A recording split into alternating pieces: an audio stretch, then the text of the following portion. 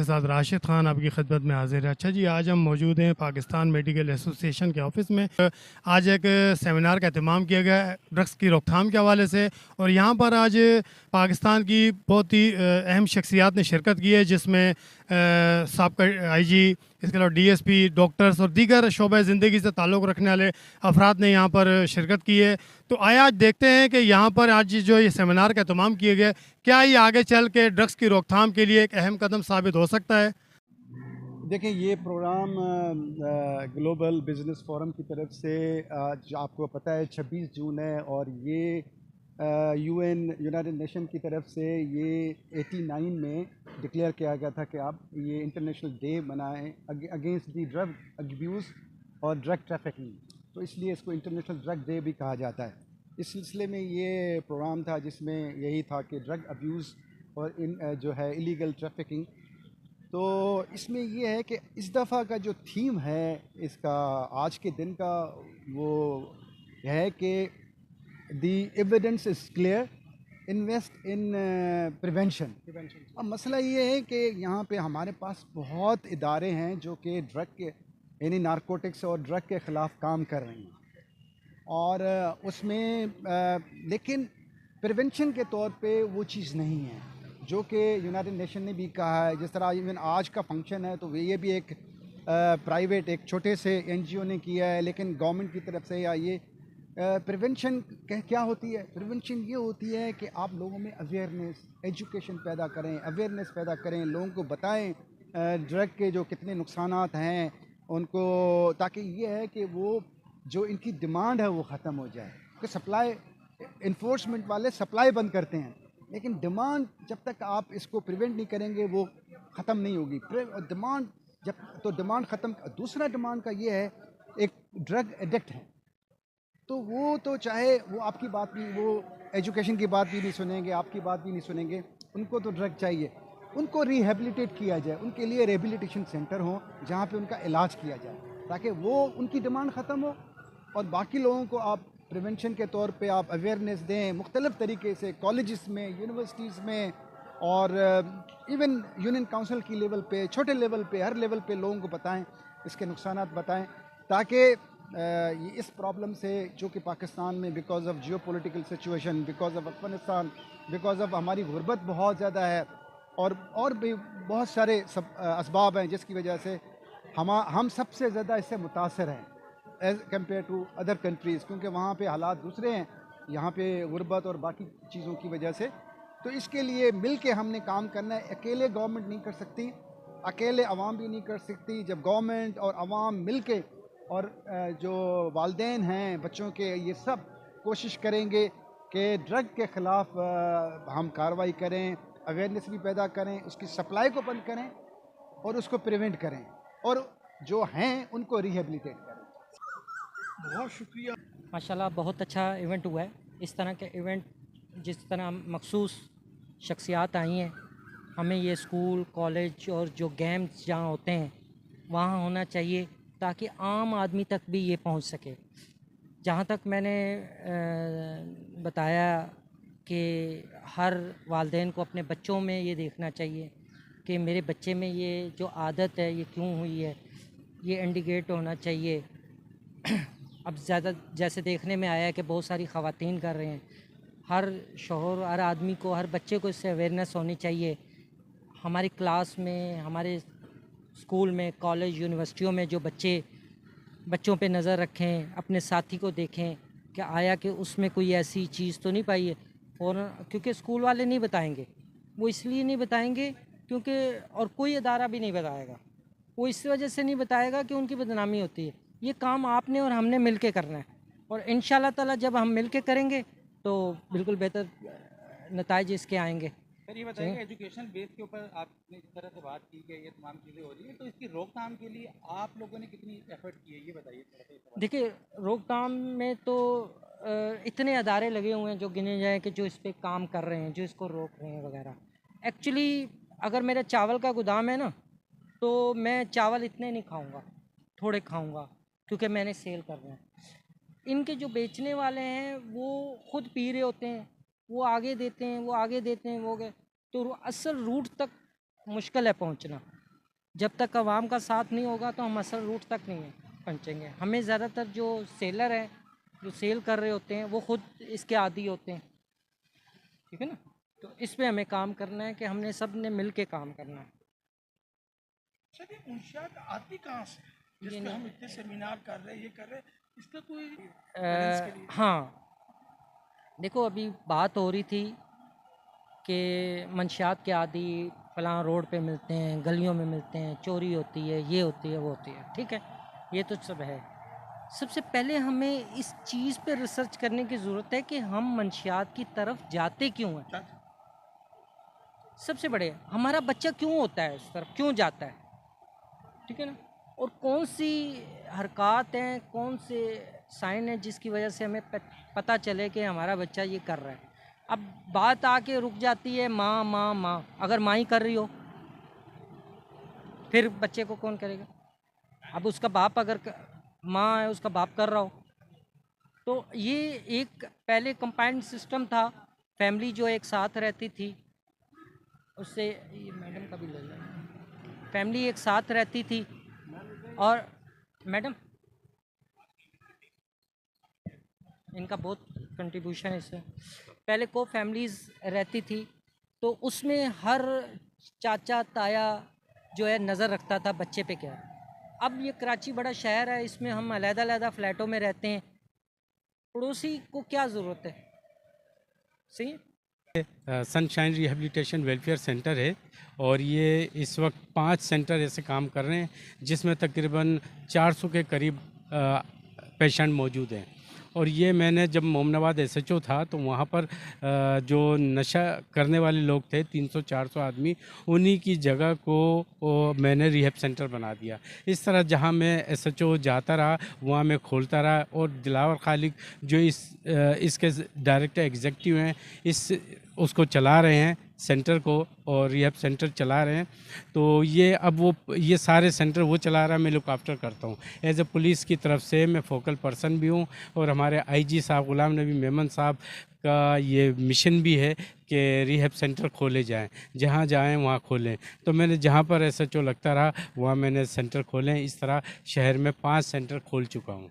अच्छा खालिद भाई, आपने इंटरनेशनल पुलिस के नाम से एक फेडरेशन बनाई थी जिसके आपके सारे मेंबरान शोएब सैडल साहब रिटायर्ड डीआईजी थे, सारे डीएसपी एसपी लेवल के थे, ये आप सारे बाहर कंट्री भी जाते थे, वो क्या था, थोड़ा सा हमारे नाज़रीन को बताया सर। वो एक इंटरनेशनल पुलिस एसोसिएशन है जो तकरीबन 20 साल पहले मैंने ज्वाइन की थी। अब मैं उसका इस वक्त वाइस चेयरमैन हूँ और चेयरमैन जो है खादिम रिन साहब हैं, जो एडिशनल आईजी हैं, और प्रेसिडेंट जो हैं शोएब सैडल साहब हैं।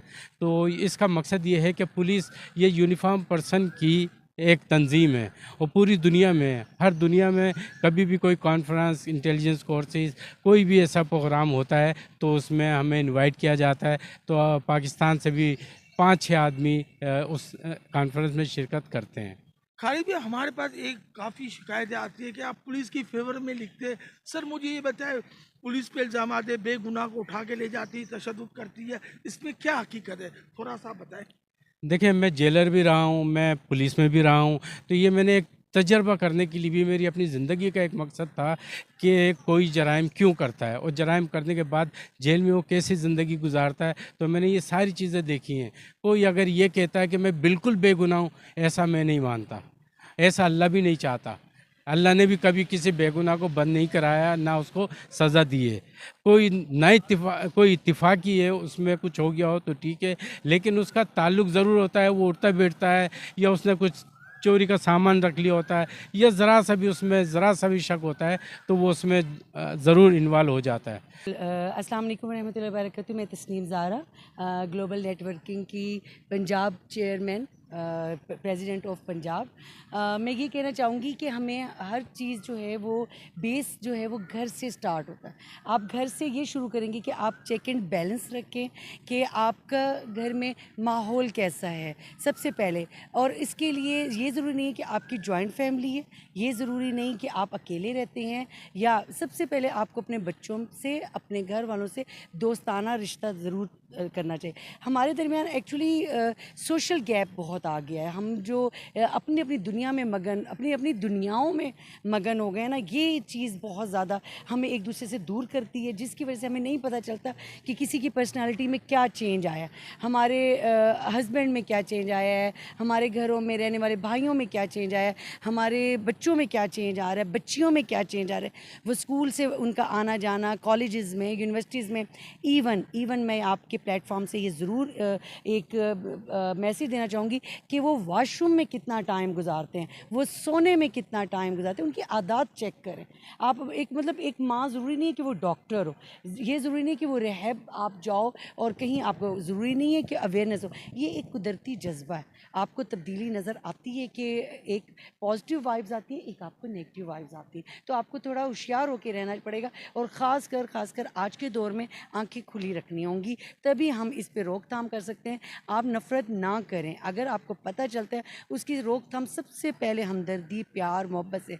ना आप नफ़रत कर सकते हैं, ना तरस खा सकते हैं, और ना ही मतलब जितना आप मोटिवेट करेंगे, जितना आप उनको एक पोलाइटली नरम अंदाज में करेंगे, उनको मोटिवेट करें कि डॉक्टर्स की तरफ जाएं, तो इस तरह से हम इन पे रोकथाम, इन पे काबू पा सकते हैं। अदरवाइज़ ये जिन जो है वो काबू से बाहर है, इंपोर्ट एक्सपोर्ट हो रही है हर महकमे में, स्कूल कॉलेजेस में, कैंटीन्स में, बैग्स में, और दोस्त एक दूसरे से सिर्फ एक कश लगा लो, एक वेब का कश कर लो, वो एक जो शुरुआत होती है ना दोस्ती में, प्यार मोहब्बत, शुगल में, वो एक शुगल नहीं होना चाहिए। आपको इतनी मजबूत पर्सनैलिटी बनानी चाहिए और तरबियत देनी चाहिए कि वो, और दूसरा आप अपने अंदर एक ऐसी नरमी और सख्ती वाला अंदाज़ रखिए कि आपको आपका बच्चा या आपके साथ जो मौजूद हैं लोग आपसे वाबस्ता हैं, वो आपको हर बात बताएं। ये आपके डर खौफ से अगर वो नहीं बताएंगे तो नतीजा वही होगा कि फुटपाथ पे लाशें मिलेंगी। ग्लोबल बिज़नेस नेटवर्क हमने ये 27 दिसंबर को लॉन्च किया। बेसिकली हमारा मकसद ये था कि इसमें हम नेटवर्किंग करें, यानी यूथ को, दूसरों को, उनको बिज़नेस की तरफ राग़िब करें, एक दूसरे के साथ उनकी इंटरेक्शन हो और वो एक दूसरे के साथ अपने ख़यालात, अपनी चीज़ें अपना वो ज़ाहिर करके। बेरोज़गारी बहुत ज़्यादा है, नौकरियां मिल नहीं रही, तो वो फिर जो है बिज़नेस की तरफ आए। लेकिन उसके बाद फिर हमने हर इवेंट पे, यानी कोई भी डे हुए, उस पर हमने सारे जो है कॉन्फ्रेंस, समिट, ये सारी चीज़ें की।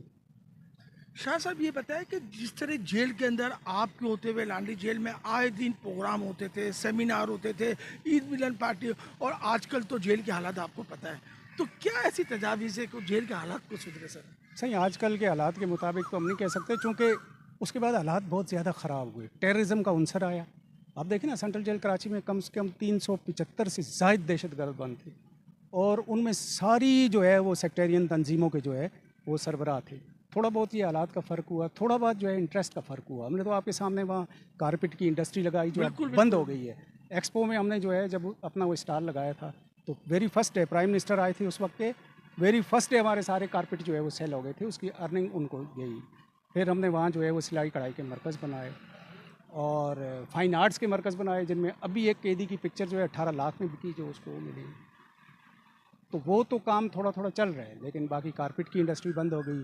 थोड़ा सा सिक्योरिटी की मसला भी थी। फिर थोड़ा सा मसला ये है कि जहाँ पहले 2500-3000 कैदी थे, वहाँ 7000 कैदी हैं, तो कारपेट जहाँ बन रहे हैं वहाँ भी कैदी रखते हैं। नेटवर्क अल्हम्दुलिल्लाह बिज़नेस ग्लोबल नेटवर्क का मैं खुद मेंबर भी हूँ इस वक्त अभी, और मेरा ताल्लुक़ रियल इस्टेट के हवाले से है। इसके अलावा कस्टम एंड शिपिंग से मेरा ताल्लुक़ है, और अल्हम्दुलिल्लाह ये एक प्रोग्राम बहुत अच्छा प्रोग्राम है जिसको यहाँ पर पेश किया जा रहा है। और बिज़नेस ग्लोबल नेटवर्क जो है किसी न किसी इवेंट को इस तरह के लेकर के आता है जो सोशली लोगों को मोटिवेट करने के लिए होता है बेसिकली। तो आज का भी इंटरनेशनल डे के हवाले से जो प्रोग्राम बनाया जा रहा है ड्रग्स के हवाले से, डेफिनेटली इसके ऊपर ये सारा प्रोग्राम है। और इस पर अगर हम देखें तो यहाँ पर बेसिकली मैंने अंदर भी जो मैंने बात ये की थी कि हमारा नशे का आगाज़ है क्या। हमारे नशे का आगाज़, सबसे पहला आगाज़ हम खुद करते हैं सिगरेट से, जिसको लोग बहुत बेमायने से समझते हैं, उसको कोई कुछ समझता ही नहीं है। लेकिन नशे का आगाज़ यही है। हमारे बच्चे छुप करके हमसे सिगरेट पीते हैं, हमें पता नहीं होता। अगर हम देखें तो हमारे बच्चे सिगरेट पीते हैं, हमें पता नहीं होता है। नशे का पहला आगाज़ हमारा यहाँ से होता है, जिसको हम बहुत मॉडर्नाइज समझते हैं। हम जब किसी मीटिंग में जाते हैं, हम सिगरेट का पैकेट निकाल के रखते हैं, हम सिगरेट पीते हैं, हम शायद अपने आप को बहुत मॉडर्नाइज समझना शुरू कर देते हैं। अच्छा, नशा बढ़ा कैसे? अब ये नशा बढ़ा यहाँ से इस वक्त जब हम अर्ली एज की अगर हम बात करते हैं चर्स, गांजा, अफीम जिस दौर के अंदर आया यहाँ पर, वहाँ उसके रोकथाम के लिए कोई बहुत ज़्यादा इकदाम नहीं किए गए। शायद उसका ये रिएक्शन हमारे पास ये आया कि जी हेरोइन उसके बाद आ गई, उसके बाद हमारे पास हेरोइन आई। हेरोइन के ऊपर इम्प्लीमेंट करने की कोशिश की गई कि हाँ जी इसको रोकथाम इसका किया जाए। नारकोटिक्स डिपार्टमेंट ने उसके ऊपर बहुत काम किया, ऐसा नहीं कि काम नहीं किया। मेरा ताल्लुक कस्टम से है, कस्टम एजेंसी से मेरा ताल्लुक भी है। तो नारकोटिक्स डिपार्टमेंट ने इसके ऊपर बहुत काम किया, रोकथाम की बहुत कोशिश की और अभी भी कर रहे हैं। अभी हेरोइन के ऊपर काम चल ही रहा था कि आपका आइस एक और आ गया, एक और नई मुसीबत आ गई हमारी ज़िंदगी के अंदर। अच्छा, अब ये बेसिकली हो क्यों रहा है ये? मैं ये समझता हूँ कि ये आपका गोल्ड और डायमंड से बहुत प्रॉफिटेबल बिजनेस बन चुका है इस वक्त इंटरनेशनली। मैं इसको लोकली बात ही करूँगा, इंटरनेशनली बहुत आपका प्रॉफिटेबल बिजनेस है इस वक्त। और ये पूरा एक माफिया है जो इस वक्त काम कर रहा है, जिसकी रोकथाम के लिए डेफिनेटली कोशिशें हो रही हैं, ऐसा नहीं कोशिशें नहीं हो रही हैं। लेकिन इस पर प्रॉपर जो, अगर मैं ये समझता हूँ कि अगर मैं ये कहूँ कि हाँ जिस पे बैंड लग सकता है, बैंड नहीं लग सकता, उसके ऊपर फॉर एवर नहीं हो सकेगा ये। उसकी वजह जैसे अभी शाकिर भाई ने कहा कि इसके ऊपर कोई सज़ा नहीं है। हकीकत ये कि सज़ा नहीं है, कोई इम्प्लीमेंटेशन नहीं है, कोई सज़ा का इम्प्लीमेंटेशन नहीं है। जो लोग पकड़े जाते हैं यहाँ पर उनको कुछ अरसे के बाद छोड़ दिया जाता है। अच्छा, अब अगर मैं बात करता हूँ कि हाँ जी कस्टम के हवाले से अगर मैं बात करूँ, मैं ये पॉइंट में अंदर रखना चाह रहा था, लेकिन मैं टाइम बहुत कम था। कस्टम में होता है कि जनाब कि एक ड्रग्स का कंटेनर पकड़ा गया, ड्रग्स की कोई शिपमेंट अगर पकड़ी गई तो उस पर अल्टीमेट होता क्या है कि जी कस्टम एजेंट जो है उसकी मुसीबत आती है सबसे पहले उसकी मुसीबत आती है और उसको डिटेन किया जाता है। डिटेन करने के बाद वो मजीद चेनों तक उसको लेकर के जाते हैं। अच्छा, बीइंग अ कस्टम एजेंट अगर हम बात करते हैं तो चले ठीक है जी, हमने वो चेन भी आपको ला करके हमने पकड़वा दिया, क्योंकि देखिए शिपमेंट में हमारे पास दिन की अगर कोई 20 शिपमेंट होती है, हमें नहीं पता कि जो शिपमेंट में जा क्या रहा है। ना हम हर फैक्ट्री के अंदर जाते हैं, ना हमें पता होता है कि कौन सी शिपमेंट में क्या जा रहा है। बीइंग अ कस्टम एजेंट हम उसको सिर्फ यहाँ से अब अपने कस्टम प्रोसेस करवा रहे होते हैं। अच्छा, अब उसके अंदर अगर नारकोटिक्स अगर निकलता है तो ठीक है, हम उसमें हेल्प आउट करते हैं, नारकोटिक्स डिपार्टमेंट को, कस्टम डिपार्टमेंट्स को हम उसमें हेल्प आउट कर रहे होते हैं। लेकिन एंड उसका रिजल्ट ये होता है कि जी वहाँ पर हमारे लड़कों को भी डिटेन किया जाता है, हमारे लाइसेंस सस्पेंड किए जाते हैं अनटिल अनलेस कि वो केस जो है वो ख़त्म ना हो जाए। तो उसमें कस्टम एजेंट का कोई कसूर नहीं होता, शायद होता होगा, लेकिन 99% कस्टम एजेंट का कसूर नहीं होता। मैं आप लोगों के प्लेटफॉर्म से कहना चाहूँगा। मैं ये बोलूँगा इसके हवाले से जो है आजकल जो चल रहा है ये सिगरेट वगैरह, गुटखे, मावे, ये सब बंद कर दिए जाएँ, बिल्कुल ही जो है ख़त्म कर दिया जाए, ताकि आवाम आजकल जो लड़के नई नस्ल है जो है वो बहुत पीछे जा रही हैं, काम वगैरह उनसे हो नहीं रहा, खड़े हो नहीं रहे हैं, घर उनका बिल्कुल बिगड़ रहा है इस तरह। तो बेहतर यही है कि ये चीज़ें जो ना पुलिस को, एसपी साहब को ये सब चीज़ें जो है बिल्कुल क्लोज कर देना चाहिए, ख़त्म कर देना चाहिए। जैसा कि आज आपने देखा, ग्लोबल बिजनेस नेटवर्क के ज़ेर तमाम ड्रग्स की रोकथाम के हवाले से एक सेमिनार का एहतमाम हुआ, जिसमें हर शोबा ज़िंदगी से ताल्लुक़ रखने वाले अफराद ने शिरकत की। तमाम शुरा का यही कहना था कि ड्रग की रोकथाम को अमली जामा पहनाने के लिए हर इदारे, हर डिपार्टमेंट को यकजा होकर काम करना होगा। आए आप देखते हैं कि आज के इस सेमिनार के बाद क्या ड्रग्स की रोकथाम में कोई अहम पेशरफ्त हो पाएगी। बहुत शुक्रिया। कैमरामैन शुएब बालानी के साथ राशिद खान को दीजिए इजाज़त। अल्लाह हाफ़िज़।